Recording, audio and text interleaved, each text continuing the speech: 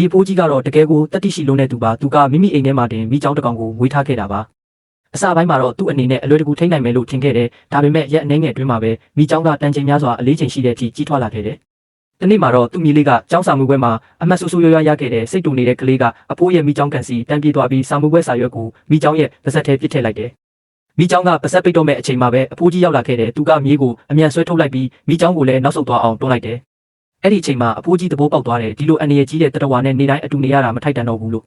ဒါကြောင့်နောက်ဆုံးမှာမိကြောင်းကိုရောင်းဖို့ဆုံးဖြတ်လိုက်တယ်မကြခင်မှာပဲမူဆိုးဖွဲ့တစ်ဖွဲ့ရောက်လာခဲ့တဲ့နှစ်ပေါင်းများစွာအတွေ့အကြုံရှိကြပေမဲ့ဒီမိကြောင်းကိုဖမ်းဖို့ကလုံးဝမလွယ်ကူခဲ့ဘူး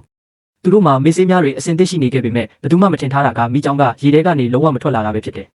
အဖွဲ့ဝင်အားလုံးစိုးရိမ်နေကြပြီးဘယ်သူမှရှေ့မတိုးရဲကြဘူးအဲ့ဒီအချိန်မှာအဖိုးကြီးကရှေ့ထွက်လာပြီးဘေးဖယ်ကြငါလုပ်မယ်လို့ပြောလိုက်တယ်သူကဝါတုတ်တစ်ချောင်းကိုယူပြီးမြေကြီးပေါ်ရိုက်လိုက်တယ်ဒါကမိကြောင်းကိုအစာကျွေးချိန်တိုင်းအသုံးပြုနေကြအချက်ပြတ်တန်ဖြစ်တယ်ခဏအကြာမှာတော့စာလောင်နေတဲ့မိကြောင်းကပါဆက်ကြီးဖျက်ထားပြီးအပြင်ကိုတွားထွက်လာခဲ့တယ်အခွင့်အရေးကိုလက်မလွတ်တဲ့မူဆိုးအဖွဲ့ကမေးစေးများတွေကိုတပြိုင်နက်ပစ်ခတ်လိုက်တယ်မြားတွေကမိကြောင်းရဲ့ကိုခန္ဓာရဲ့တစ်ချောင်းပြီးတစ်ချောင်းဆိုင်ဝင်သွားပြီးမကြခင်မှာပဲမိကြောင်းဟာတတိလေးကျသွားခဲ့တယ်ဒါပေမဲ့သူတို့ကတဲဆောင်ဖို့ပြင်နေတဲ့အချိန်မှာအဖိုးကြီးရဲ့မျက်လုံးထဲမှာမျက်ရည်တွေဝဲလာခဲ့တယ်သူကိုယ်တိုင်မွေးမြူလာခဲ့တဲ့မိကြောင်းထိခိုက်သွားမှကိုစိုးရိမ်နေခဲ့တာပါ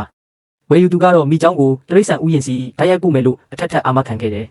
ဒါပေမဲ့အဲ့ဒီကတိကိုတစ်ချက်တောင်မတေးခဲ့ဘူးမိကြောင်းကိုစားတောက်ဆိုင်တစ်ခုစီခေါ်သွားပြီးအလွန်မြင့်မားတဲ့ဈေးနှုန်းနဲ့ရောင်းချခဲ့တယ်နောက်ပြီးအကျော်လုံးဖို့တောင်ပြင်ဆင်နေခဲ့ကြတယ်ဓာတ်တွေကရိယာတွေအကုန်ထုတ်ထားပြီးမိကြောင်းကိုခုတ်ထွေးဖို့အစင်သစ်ဖြစ်နေတဲ့အချိန်မှာပဲ